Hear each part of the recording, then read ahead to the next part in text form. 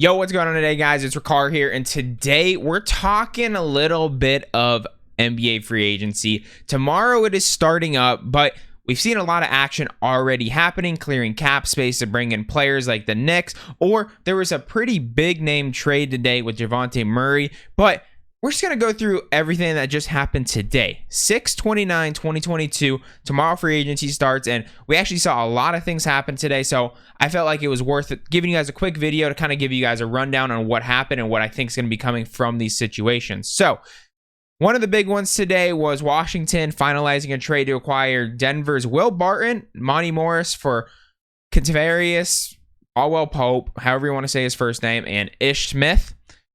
So, basically, Denver's trying to open up some kind of cap space because Will Barton and Monty Morris are starters. Alwell Pope and Ish Smith are not starters. This will actually be Ish Smith's NBA record-setting game. If he does play in a game with Denver, he'll be the most franchises in NBA history. So that is a definition of a role player right there.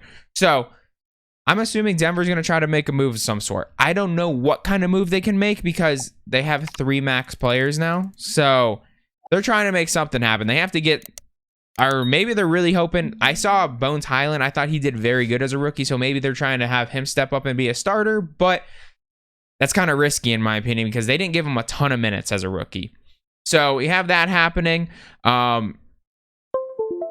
don't really see what's going to be happening with that one next, to be completely honest. They're saying the NBA salary cap is going to go up a little bit next year. It was an $11 million increase, which I'm not exactly sure when you get that, or is that starting tomorrow, or I don't know when they put that into effect, but apparently they're expecting $11 million increase. So that's going to help out a lot of teams. $11 million, you can sign a pretty solid player for $10 million, like a Nicholas Batum or someone like that. $10 million, you can get a pretty good amount for. So want to throw that in there.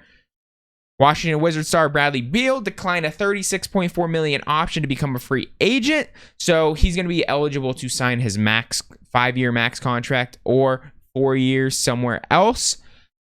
I think he's staying, and I think most of the rumors are he's staying in Washington, but you never know what can happen when offers get thrown around. Beal has definitely been a hot topic this offseason, but I think he's going to end up staying with the Wizards, and they're going to try to bring some people in. And I think bringing those 2 guys in already makes that team a lot better. They're going to try to just kind of piece together a team for the next few years and then hopefully win in probably 3 years from now, I'm assuming is their option.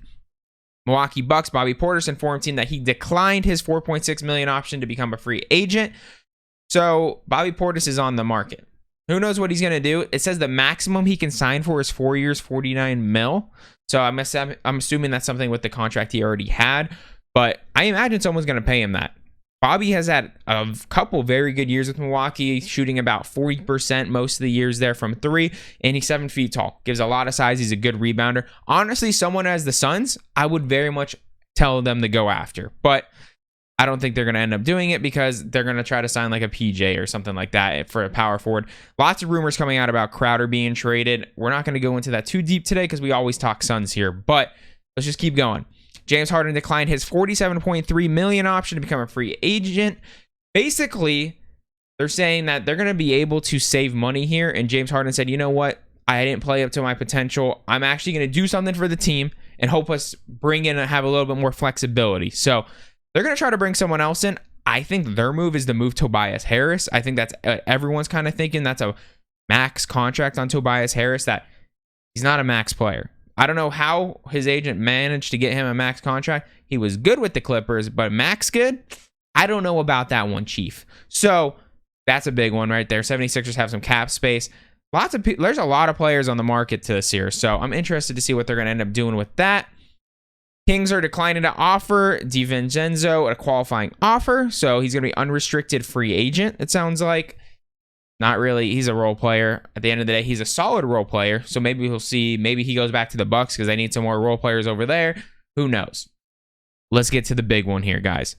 The Atlanta Hawks are trading Gallinari and multiple first-round picks for all-star guard DeJounte Murray. This is huge.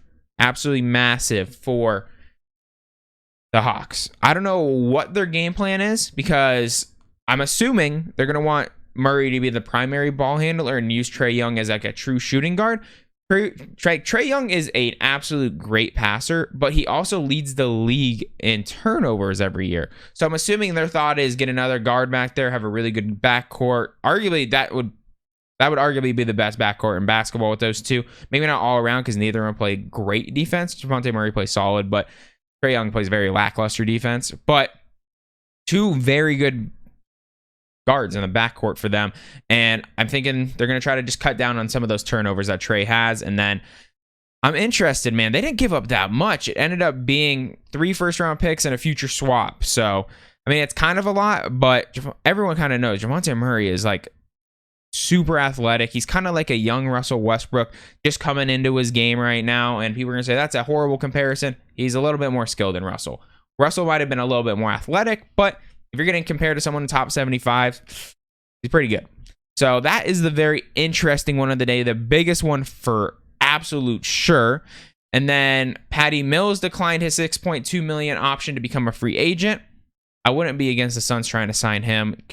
Patty Mills is going to fit on any team in the NBA. I think the Brooklyn Nets are going to sign him back, but I imagine he thinks he can go get some more money because the dude shoots about 40% from 3, and everybody needs a 3-ball shooter from coming off the bench, and he plays pretty stingy defense, and he's been in the league a long time now, so he's got a lot of experience under his belt and can significantly increase like any team off the bench.